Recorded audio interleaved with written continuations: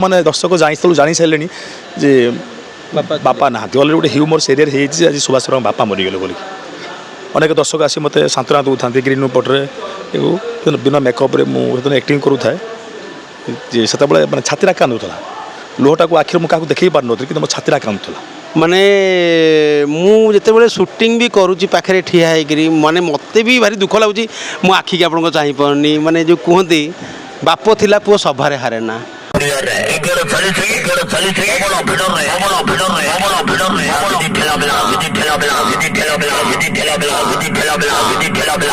आज अच्छी यात्रा स्वर्ण महल अच्छी स्वर्ण महल नाटक जी हीरो क्यारेक्टर चरित्र बहुत ही बढ़िया मनीष सुभाष बेहेरा बोली समझते जानते कि मुझे सुभाष भाई मोर आप एपटे रुहतु बहुत हाइट आपन को समस्ते देखुं सारा ओडिशावासी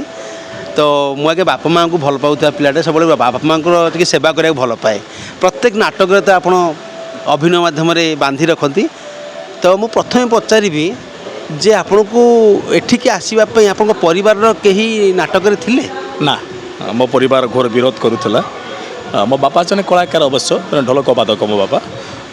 किंतु मुझे इंजीनियरिंग पास करके ए लाइन चाकरी करी प्लस टू चाकरी करके ए लाइन आसली मो बापा भाई घृणा कले मत जे एत कष्ट कर बाबा मत कष्ट कर पाठ पढ़ाऊे माटी खोलिकी मत पाठ पढ़ाऊे जे मो तले चारि भौणी से जो बापा जो कष्ट करते आशा था मो बड़ चाकरी चाकरी भी करी चाकरी कलापर आसी पुणी यात्रा को आसली यहाँ भारी कष्ट देता आघात देता माने जो कहती बाण जिते उपरको जाकि जोरे फुटो कई बाणर प्रशंसा करेंगे समस्त कहे से बाणुआ केते सुंदर बाण तैयारी करछि तो ठीक से एमती पुओ यात्रा रे जिते बड़ हीरो हेले भी कहीं ना कहीं बापा हूँ सार बापा हूँ गर्व कहते देख देख मो पुओ हीरो होती केबे बापा नाटक देखी सारा कहते एमती क्या बापा तो मो नाटक देखी ना कि मोर जो प्रशंसा मोर प्रथम थर पर मुझे पाइली बड़गड़ गोटे यात्रा फेस्टिवल होता से नई सपारी कनक नाटक बेस्ट एक्टर पाइली प्रथम थर पर समाज में मो ना बाहर से देखिए खुशी होते मुझे शुणी मो बो कहले जे मत पगड़ा बोली डाकती जे पगड़ा गोटे पुरस्कार पाई छकर सब देखा कथा होती पेपर बाहर ता ना बाहरी से बापा टे मो प्रति परिवर्तन है धीरे धीरे खाली बापा नुहति मुझे यात्रा को आसली आम एरिया भी मतलब घृणा करूला भेगा छतरा कहते सुबास एमती गाँ छक भी कभी जापारे यात्रा बाटे अच्छी बोली गोटे एमती पाप कर दीजिए जे जन यात्रा कलाकार हवा गोटे एत बड़ पाप जे आम समाजर जे से जो लोकंर जो घृणा दृष्टि देखा सेटा को मुझे अंगे निभेचे आम गाँ छकरे मुझे भली ठिया पारिनी मुझे ठिया होती कि गोटे जाकि मतलब एमती बुलिक नौथो कि गोटे कथा हो भाई सी खुर्सिया पुओ यात्रा को जाइए एमती कथा कहते मतलब से सब बेसी कष्ट दिए मुझे बेस समय रही पारे पलि आसे पुणी किंतु एबे गले से कथा मुझे प्रथम भेगा छतरा आख्या नेली सुभाष बाबू ए पर्टिकुलर लोक मत सार बोली कहते जे जो अंचल दिने कलाकार हाँपाई लोक घृणा करुले ए से अंचल अनेक बापा माँ कहूँ मो पुओ को नहीं जा यात्रा पाटिकी मो झील को नहीं जा यात्रा पाटिकी कलाकार हम जे सेटा ही मो गोटे बहुत परिवर्तन जिनस जे मु आम अंचल किसी परिवर्तन करी माने सत कथा कह गला आज्ञा केते बड़ इमोशनल जिनस को मन में लुचेक रखी थे तो मुझे आज हूँ बहुत वर्षा सार हो बहुत कष्ट परमिशन टे पाइली जे आज सुभाष भाई टे टाइम देवे जाकि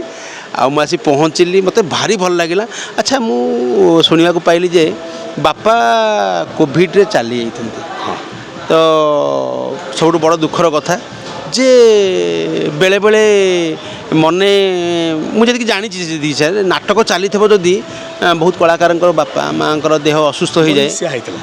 माने मुझे तो थाए नयागढ़ था आम जो राम मंदिर से जगह आम पाठी पढ़ी थाए जे 5टा बेले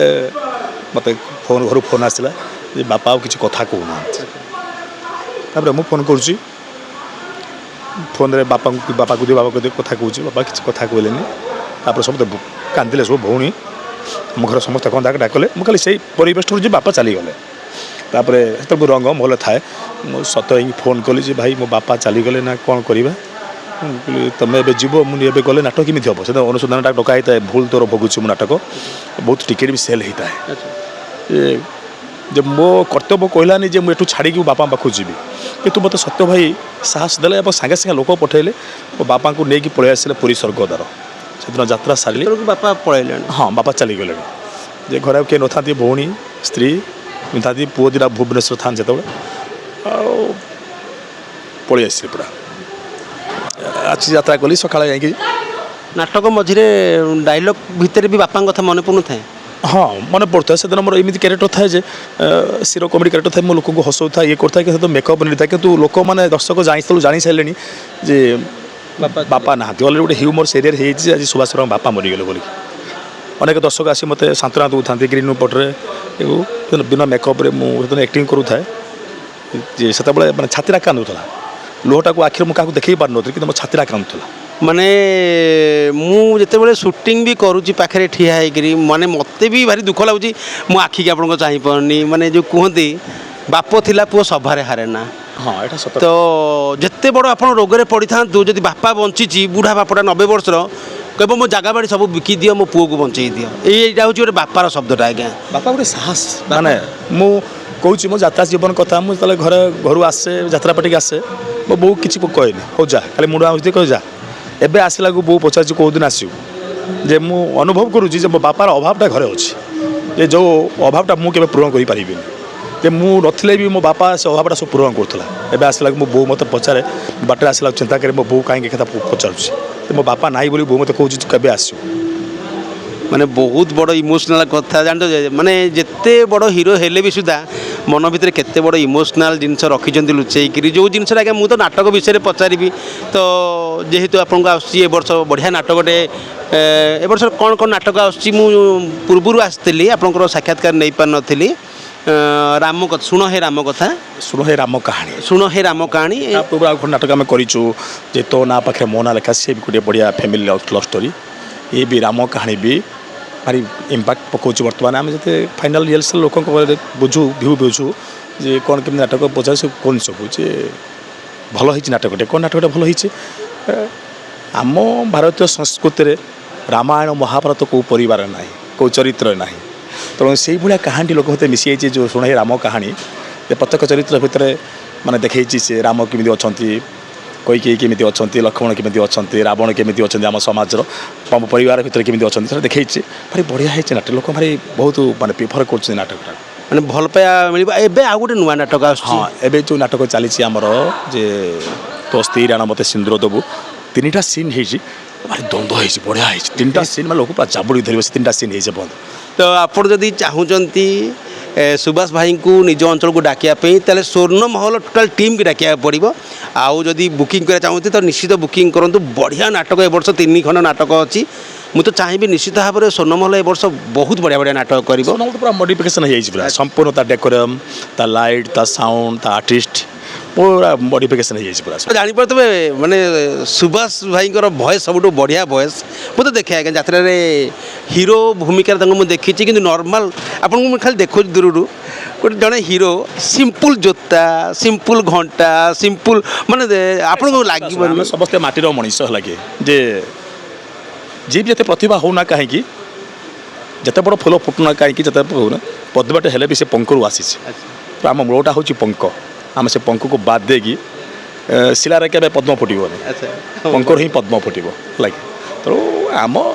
ଯେତେବେଳେ ଆମ ଡ୍ୟୁଟି ଅଛି ଆମେ ସେତେବେଳେ ଅଲଗା କଥା ଆମେ ନିଜକୁ ସଜେଇ ହେବାକୁ ପଡ଼ିବ ଏଠି ତ ଆମ ରିହର୍ସାଲ୍ ଚାଲିଛି ଯେ ଆମ ଜୀବନ ଯାହା ଦୈନନ୍ଦିନ ଜୀବନ ଯାହା ଆମେ ତାକୁ ନେଇ ଯିବାକୁ ପଡ଼ିବ ସେଠି ମୁଁ ଦେଖେଇବି ମୁଁ ସୁବାସ ବେହେରା ମୁଁ ଅମିକ ସମୟ ଏସବୁ କିଛି ନାହିଁ ବଡ଼ ଦୁଃଖ ଲାଗୁଛି ବର୍ତ୍ତମାନ କ'ଣ ହେଇଛି କି ମାନେ ଯାତ୍ରା ମୋର ହେଇଗଲା 31 ବର୍ଷ 31 ବର୍ଷ ମାନେ 1995 ମସିହାରେ ମୁଁ ଆସିଥିଲି ଯାତ୍ରା ଅନେକ ଘଟଣା ଦୁର୍ଘଟଣା ମୁଁ ଦେଖିଛି ଆଖି ଆଗରେ ଦେଖିଛି ଅଙ୍ଗେ ଲିଭେଇଛି ଯେଉଁମାନେ ଯାତ୍ରାକୁ ଶଗଡ଼ ଗୁଆରେ ରହିକି ପେଟି ଉଠେଇକି ଚାଲିକି ଗୁହାଳ ଘରେ ଶୋଇକି ପର ଘରେ ପଶିକି ଖାଇକି ଯାତ୍ରାକୁ ଆଣି ଏଇ ଜାଗାରେ ପହଞ୍ଚନ୍ତି ସେମାନେ କିନ୍ତୁ ଯାତ୍ରା ସମ୍ବନ୍ଧୀୟ କିଛି କହୁନଥିଲେ କେବଳ ଅଭିମାନ ଭିତରେ ନିଜ ଆତ୍ମସମ୍ମାନ ଭିତରେ ସେମାନେ ଯାତ୍ରାକୁ ଦେଖୁଥିଲେ ଯାତ୍ରା ପାଇଁ ତାଙ୍କ ପରିବାର ଉଜ୍ଜିତ ହସ ଉଜ୍ଜି ଯାଇଛି ଏବେ କିନ୍ତୁ ଗୋଟେ ବ୍ୟତିକ୍ରମ ଘଟିଛି ଯାତ୍ରା ଯାଇନଥିବା ଲୋକଟା ଯାତ୍ରା କଥା କହୁଛି ସତ କଥା କହିନଥିବା ଲୋକଟା ଯାତ୍ରା କଥା କହୁଛି ସେଟା ଭାରି ବିଡ଼ମ୍ବରେ ସୋସିଆଲ ମିଡ଼ିଆରେ ଦେଖିବାକୁ ବେଳେବେଳେ ଭାରି ରାଗ ଲାଗୁଛି ମାନେ ବେଳେବେଳେ ଶୁଣିବାକୁ ମିଳେ ଯେ ମାନେ ମୁଁ ବି ଶୁଣୁଥିଲି ବାସି ରୁଟି କଥା ବି କହୁଥିଲେ ଜଣେ ସାର୍ ସେ ବିଷୟରେ ଆମେ ଆଲୋଚନା କରିବାନି କ'ଣ ଦରକାର ମାଲିକଙ୍କ ବିଷୟରେ ଆଲୋଚନା କରିବାନି କିନ୍ତୁ ଗୋଟେ ସାର୍ ଗୋଟେ କଥା ମୁଁ କହିବି ଯେ ଆମ ଦେଶର ଆମ ରାଜ୍ୟର ବହୁତ ଯୁବକ ଯୁବତୀମାନେ ଚାହାନ୍ତି ଯେ ବାହାରକୁ ପଳେଇବା ତାମିଲନାଡ଼ୁ ପଳେଇବା ସୁରାଟ ସେଠି କାମ କରିବା ମାନେ ଗୋଟେ ଅଲଗା ଥାଏ ଯେ ପାଠ ପଢ଼ିକି ବି ଲୋକ ପଳାନ୍ତି ଯାତ୍ରା ଠାରୁ ବଢ଼ିଆ ଜିନିଷ କିଛି ନାହିଁ ଏଠି ଏଜୁକେଟେଡ଼ ଲୋକମାନେ ଆସିକି ଜଏନ୍ କରୁଛନ୍ତି ତ ଇଏ ବି ତ ଗୋଟେ ବଢ଼ିଆ ଜାଗା ମାନେ ଜାଗା ଯେ ଆପଣ ଆସନ୍ତୁ ଯେ ଆପଣ ପାଠ ପଢ଼େଇକି ଡକ୍ଟର ଇଞ୍ଜିନିୟର କରିଦେବେ କିନ୍ତୁ କଳାକାର ତିଆରି କରିପାରିବେନି କଳାକାର ତା ମା ପେଟରୁ ଜଟା ନେଇକି ଆସିଥାଏ ଯେତେ ପାଠ ପଢ଼ିଲେ ବି ହେବନି ନା ସମ୍ଭବ ନୁହଁ ଆପଣ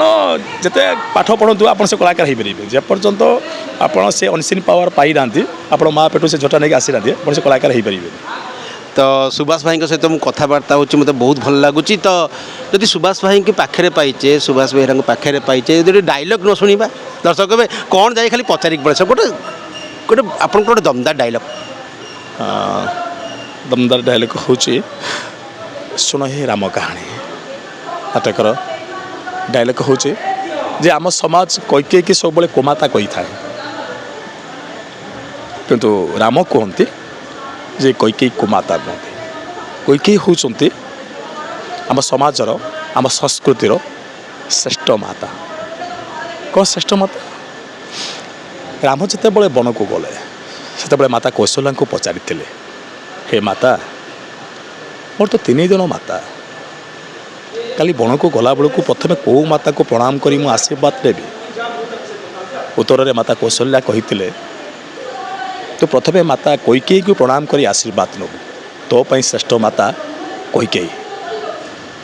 ରାମଚନ୍ଦ୍ର ଆଶ୍ଚର୍ଯ୍ୟ ହେଇ ମାତା କୌଶଲ୍ୟାଙ୍କୁ ପୁଣି ପଚାରିଲେ କୁହ ମାତା କୈକେୟୀ ଶ୍ରେଷ୍ଠ ମାତା ହେଲେ କେମିତି ଉତ୍ତରରେ ମାତା କୌଶଲ୍ୟା କହିଲେ ହେ ରଘୁନନ୍ଦନ ସବୁ କଳଙ୍କକୁ ସହି ରାମଚନ୍ଦ୍ରକୁ ବନକୁ ପଠାଇଥିଲେ ଏଇଥିପାଇଁ ସଂସାରର ମଙ୍ଗଳ ପାଇଁ କୈକେୟୀ ହିଁ ଏକମାତ୍ର ରାଣୀ ଯିଏ ଜାଣିଥିଲେ ଅଯୋଧ୍ୟା ରାଜସିଂହାସନକୁ 14 ବର୍ଷ 14 ଦିନ ଶନି ଦଶା ପଡ଼ୁଛି ବଢ଼ିଆ କଥା ମାନେ ଡାଇଲଗ୍ ମାଧ୍ୟମରେ ଗୋଟେ ବଢ଼ିଆ ସୋସିଆଲ ମେସେଜ ତ ମୁଁ ଚାହିଁବି ଆପଣ ବହୁତ ବଢ଼ିଆ ନାଟକ ଏ ବର୍ଷ କରନ୍ତୁ ଆମ ଓଡ଼ିଆ ଦର୍ଶକମାନେ ଚାହିଁକି ଅଛନ୍ତି ଆପଣଙ୍କର 3 ଖଣ୍ଡ ନାଟକର ହିରୋ ହେବେ ଆପଣ ହିରୋ ହିସାବରେ ଏମିତି ସାରା ଜୀବନ ଆମେ ଆପଣଙ୍କୁ ଦେଖୁଥିବୁ ଭାଇ ମୋ କାନ୍ଧରେ ଟିକେ ହାତ ପକାଇ ଦିଅନ୍ତୁ ଥ୍ୟାଙ୍କ ୟୁ ଯଦି ଆପଣମାନେ ଭଲ ପାଆନ୍ତି ସୁବାସ ଭାଇଙ୍କୁ ତ କମେଣ୍ଟ ମାଧ୍ୟମରେ ଜଣାଇବେ ତାଙ୍କର କେଉଁ ନାଟକ ଆପଣଙ୍କୁ ବେଶୀ ଭଲ ଲାଗେ ଆଉ ଭିଡ଼ିଓଟିକୁ ଅନ୍ୟମାନଙ୍କୁ ସେୟାର କରିଦିଅନ୍ତୁ ଯାହାଫଳରେ କି ଆଜ୍ଞା ଆମେ ଓଡ଼ିଶାର ଲୋକମାନେ ନାଟକ ତ ସାଧାରଣତଃ କପି ନଥାଏ ମାନେ ଅଲଗା ଯେମିତି ସାଉଥ୍ ସିନେମାରୁ ଓଡ଼ିଆ ମାନେ କପି କରନ୍ତି ସେମିତି ନଥାଏ ରାମାୟଣ ମହାଭାରତ ପରେ ଆଉ କିଛି ନୂଆ କାହାଣୀ ଆସିନି ଆମେ ସେସବୁ ମାନେ ଟ୍ରିଟମେଣ୍ଟରେ କିଛି ନୂଆ କରୁଛନ୍ତି ହେଲା କି ଡିରେକ୍ସନ୍ କିଛି ନୂଆ କରୁଛନ୍ତି ଶୁଣାବି ନୂଆ କରୁଛନ୍ତି ମୋ କାହାଣୀ କପି ଏଗୁଡ଼ା ସବୁ ନା ମାନେ ମୁଁ କହିବାର କଥା ହେଲା ଆମ ଓଡ଼ିଆ ସିନେମା ହଉ ସିରିଏଲ୍ ହଉ କେହି ଖରାପ ହେବେନି ଆଜ୍ଞା ସେସବୁ କପି ହେଇପାରେ ଥରେ କିନ୍ତୁ ନାଟକ ବର୍ଷେ ଲାଗିଯାଏ ଲେଖିବା ପାଇଁ ସେମିତି ନହେଲେ ଆଜ୍ଞା କିଏ ପଇସା ଦେଇକି ବସିବ ରାତି ସାରା ବସି ଦେଖିବ ବହୁତ କଷ୍ଟ ନା ନାଟକ ଲେଖିବା ସହଜ କଥା ନୁହେଁ ଯାତ୍ରା ନାଟକ ବିଶେଷ କରି ଯାତ୍ରା ନାଟକ ତ ରିଅଲ୍ ଷ୍ଟୋରି ନେଇକରି ଆସୁଛନ୍ତି ସୁବାସ ଭାଇ ଆପଣଙ୍କ ଅଞ୍ଚଳକୁ ମୁଁ ଚାହିଁବି ଆପଣ ତାଙ୍କ ନାଟକକୁ ବହୁତ ମାତ୍ରାରେ ଦେଖନ୍ତୁ ଭିଡ଼ିଓଟିକୁ ସେୟାର କରନ୍ତୁ ଯାହାଫଳରେ କି ବହୁତରୁ ବହୁତ ଦର୍ଶକମାନେ ଭଲ ପାଇବା ଦେବେ ରହୁଛି ଭାଇ ଜୟ ଜଗନ୍ନାଥ ଜୟ ଜଗନ୍ନାଥ